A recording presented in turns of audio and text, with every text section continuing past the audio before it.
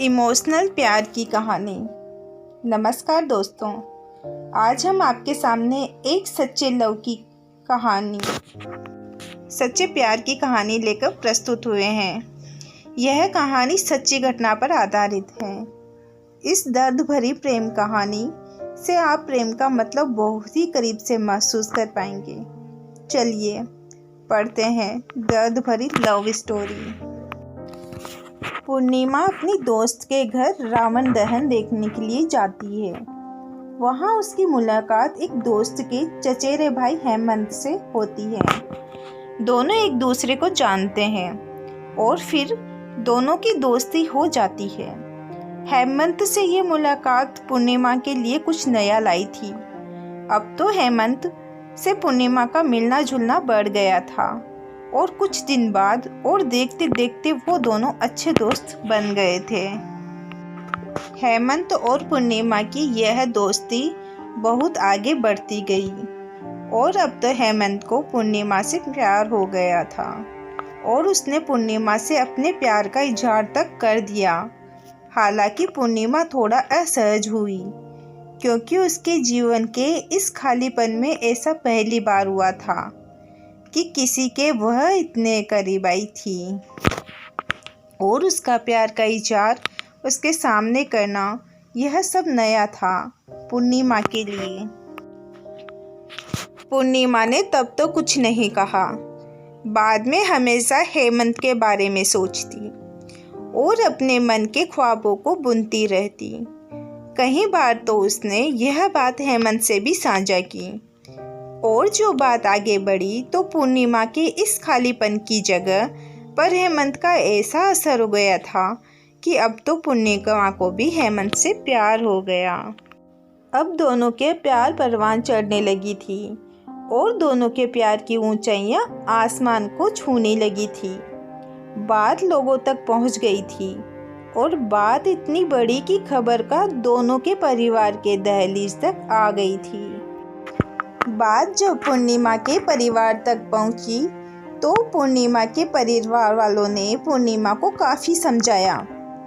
परिवार की मान मर्यादा, इज्जत व न जाने कितने कितने ताने दिए। कई बार तो परिवार के लोगों ने पूर्णिमा के न मानने पर उसे मारा तक। उसे शारीरिक और मानसिक रूप से प्रताड़ित किया गया। पर कहते हैं ना, प्यार के लिए यह बहुत छोटी सी चीज़ है और शायद इसीलिए पूर्णिमा का प्यार के सफ़र में उसका कदम का पीछे न हटना इसकी गवाही देती है। सामाजिक रूढ़िवादियाँ व परिवार के लाख कोशिश करने के बाद भी जब ये रिश्ता नाकाम होता नहीं दिख रहा था तो इन दोनों के पक्ष में एक दलीलें थी कि दोनों एक ही जाति व समाज से थे। जब दोनों के इस रिश्ते को नामंजूर करने की सारी कोशिशें नाकाम हो गई तो दोनों की सगाई करवा दी गई। इसे पूर्ण रूप से दोनों के प्यार की जीत तो नहीं कह सकते, पर हाँ, यह एक पड़ाव तो जरूर था शारीरिक व मानसिक प्रताड़ना से छुटकारे का। यह एक पड़ाव तो जरूर था समाज के लोगों से मिलने वाले तानों का और एक पड़ाव तो जरूर था उनसे मिलने जुलने पर लगी हुई पाबंदी का। बहरहाल दोनों अब एक ऐसे रिश्ते में बन चुके थे जहां वो अपनी शादी के और आने वाले कल के जिसमें वो साथ होने के ख्वाब सजा रहे थे। पर कहानी का यह सफ़र यहाँ ख़त्म नहीं होता। कहते हैं ना कि नियति जिंदगी के पड़ाव को कब आखिरी पड़ाव बना दे यह कोई नहीं जानता। कल गणगौर है। आज पूर्णिमा बहुत खुश थी कि कल गणगौर है और हेमंत उनसे मिलने आने वाला है। बात थोड़ी सामान्य होने लगी थी और घर के लोग भी थोड़े बहुत खुश हैं। पूर्णिमा खुद को संवारती है, बार बार आईने में खुद को निहारती है। आज बहुत खुश है, मानो चकोर को चांद से मिलने के सारे विघ्न खत्म हो गए हो, सारे इंतजार खत्म हो गए हो। हालांकि अब तो इंतजार था कल का। पूर्णिमा के लिए वह पल मानो एक दिन का नहीं, हजारों हजारों वर्षों का था। वह प्रतीक्षा में एक एक पल को बड़ी ही कठिनाइयों से बिता रही थी, लेकिन मन में मिलने की उत्कंठा व आशा थी। पर आज वह बहुत खुश थी। वहीं दूसरी ओर हेमंत पूर्णिमा से मिलने के लिए अपने वहाँ से निकलता है और दुर्भाग्यवश रास्ते में हेमंत के साथ एक दुर्घटना हो जाती है और उनकी मौत हो जाती है। इस बात से बेखबर पूर्णिमा के लिए प्रतीक्षारत है। पूर्णिमा के परिवार वालों ने पूर्णिमा को यह बात नहीं बताई। इधर हेमंत अंतिम यात्रा पर चलने को तैयार है। इनका दाह संस्कार होने वाला है, तो उधर दूसरी ओर इन सबसे अनजान पूर्णिमा उनके इंतजार में व्याकुल है।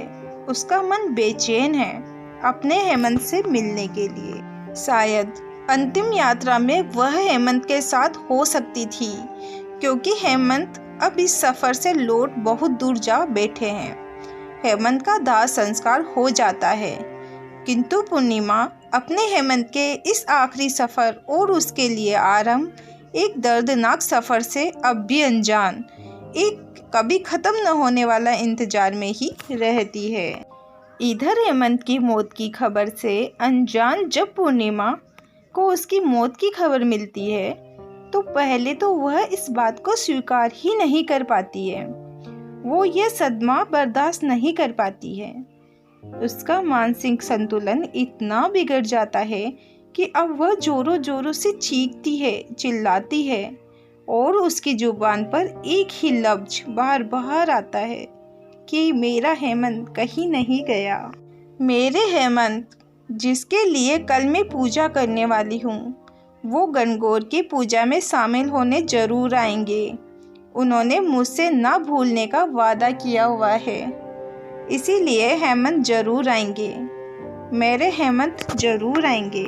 कभी चीखती है और कभी जोर से चिल्लाती है, तो कभी अचानक अपने आप को सन्नाटे में बदल देती है।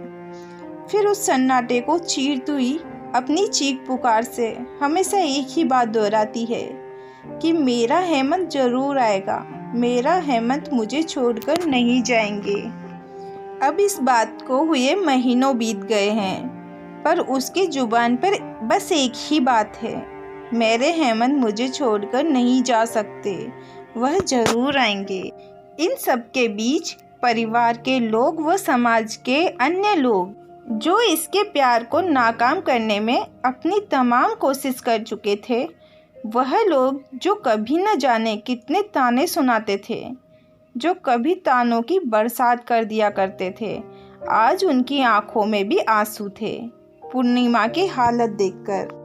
आज वो लोग भी उनके प्यार की बात कर रहे थे, जिन्होंने कभी उनके प्यार को नहीं समझा था, और प्रार्थना कर रहे थे पूर्णिमा के जल्द ठीक होने की, उसकी जिंदगी की खुशियों की दुआ मांग रहे थे। क्या उनकी आंखों में आंसू पश्चाताप के आंसू हैं? क्या इन समाज व परिवार के लोगों की हमदर्दी में उनकी सोच में परिवर्तन की कोई किरण झलक रही थी?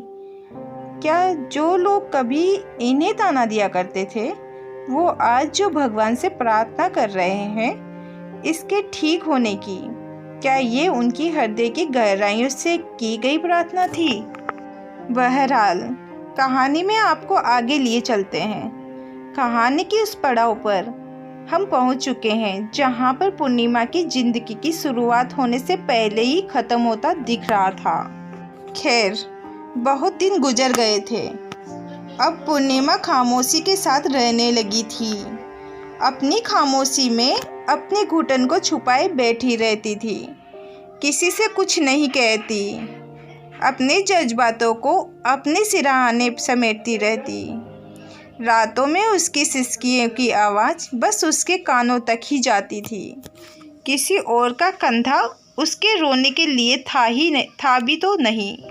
इसी बीच परिवार की ओर से दलील दी जाने लगी कि अब कौन करेगा इससे शादी, और यदि बेटी की शादी नहीं होगी तो समाज में लोगों के बीच क्या मुंह दिखाएंगे। यह सोचकर हेमंत के छोटे भाई से पूर्णिमा की फिर से सगाई करवा दी गई। ना चाहते हुए भी पूर्णिमा को फिर एक रिश्ते में बांध दिया गया, पर वह महीनों तक, वर्षों तक जिंदा होकर भी मरती रही, सहती रही सारे ताने, सारी प्रताड़ना। अब वह जिंदा होकर भी मर चुकी थी। थक चुकी थी अपनी जिंदगी के सफ़र में, और अब वह इतना थक चुकी थी कि धीरे धीरे अपने हालातों से समझौता करना सीख लिया था उसने। और शायद इसीलिए अब तो खुश रहने लगी थी। परिवार के अन्य सदस्यों के सामने और लोगों के सामने अपने दुख को छुपाने की भरसक पूरी कोशिश करने लगी। फिर शुरू हो गई इस समाज के अन्य लोगों को अपनी पूर्वाग्रह और दलीलें फिर से लाछन लगाना शुरू कर दिया गया, और प्यार का मजाक बनाने का एक और नया हथकंडा मिल गया शायद उन्हें। अब उसकी खुशी पर न जाने कितनी बातें गढ़ने लगी कि देखो कितना खुश है, मानो कुछ हुआ ही ना हो।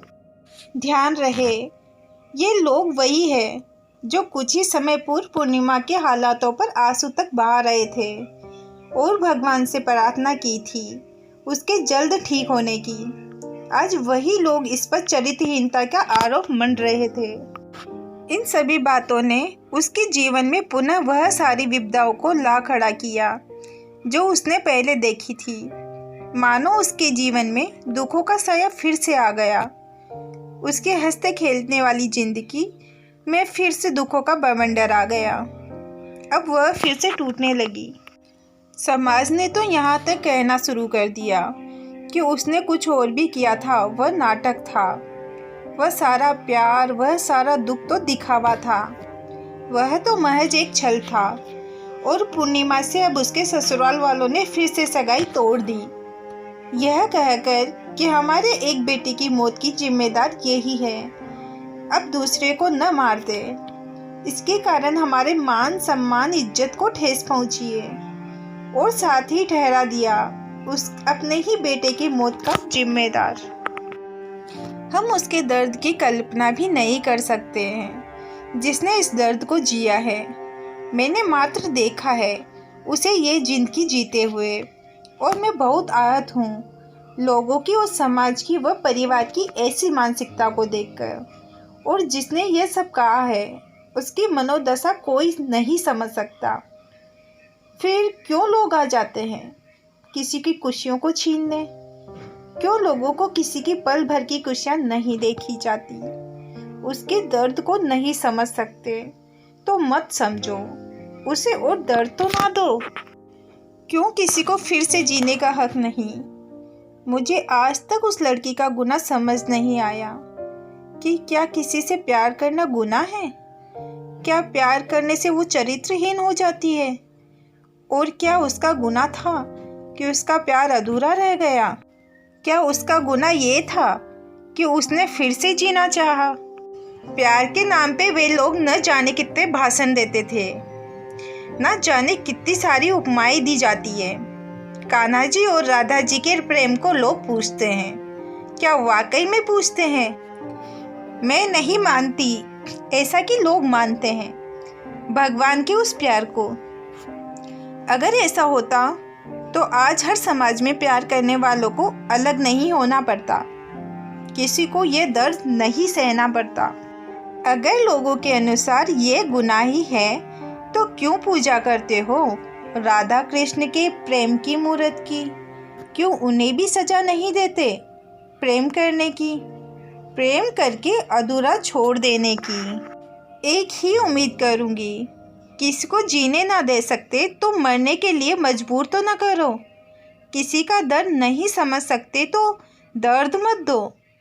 उम्मीद करती हूँ कि आपका यह दर्द भरी कहानी और सच्ची कहानी पसंद आई होगी। ऐसी कहानी सुनने के लिए चैनल को सब्सक्राइब करें, लाइक करें और कहानी को शेयर करें। Thank you.